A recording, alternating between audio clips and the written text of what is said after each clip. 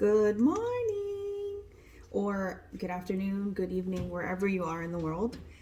This is the batch I made yesterday. So I posted that video yesterday. It was making the yogurt using the yogurt starter. So it didn't come out as thick as I wanted it to because, like I said, when you first start your yogurt starter, it's going to be a lot more watery.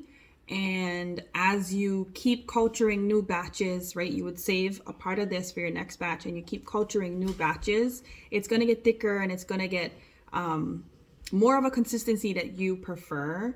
It just takes time. And that's exactly what the instructions said. And that's exactly what the website said. So I know it's not just me or I did it wrong. I did let this culture a lot longer than I normally do because when I checked on it at about 8 hours, it was still a lot more watery than I wanted. So I actually let it culture for about 15 hours and it's right here. This is how I strain my yogurt. So it's just on the bottom, it's just a stainless steel bowl. It's a colander lined with napkins. And if you can see that, that's all the whey that's draining out. So by doing so, you create Greek yogurt and you make it a lot thicker.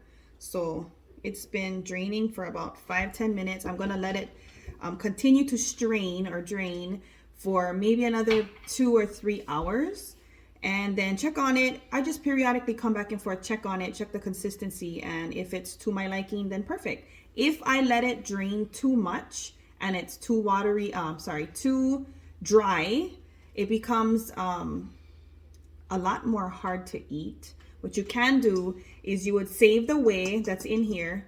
Some people, side note, some people even keep the whey and use it for baking. They'll give it to their dog, their poop,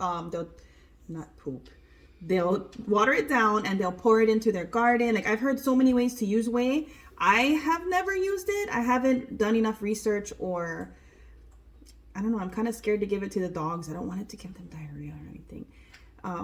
But there's many ways to use it. So you can save the whey, you can freeze it, and you can use it for all kinds of stuff. I don't. I usually just dump it down the drain. I know it's wasteful. I need to go and research. But what you can do is if your yogurt is too thick because you let it drain too long, you just get some of that whey. And of course, you got to get it out of the colander. You pour it into a bowl, get all the yogurt out of the napkin. It comes out of the napkin pretty easily too.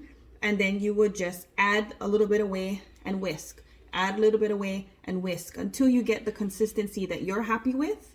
And that's an easy way to fix the yogurt if it's too dry. If not, you just let it strain out. So I'm going to let this batch drain. And I'm also going to make another batch using a yogurt that I made from the first half of this starter. So this is actually my second batch from the starter. I could make 2 half gallons of milk with the first starter from the heirloom starter I bought in the package. So this is the second half, and I saved a half a cup, I believe it was, from the first half of the heirloom starter that I made. So that one's already thickened to the consistency that I wanted because I did strain that batch as well.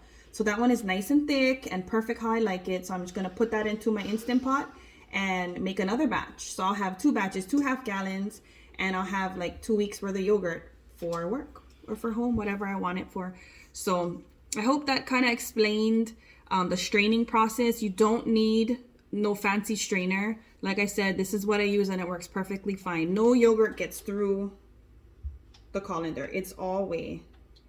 So this works perfectly fine. You don't need a strainer. Just use this method.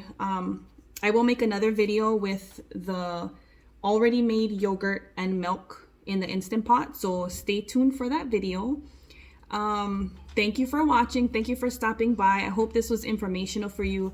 Let me know down in the comments if you use this way or you find that the yogurt maker is easier, or if there's a different way that you make yogurt, because I've only learned the 2 ways. So thank you for watching again, and don't forget to comment, like, and subscribe.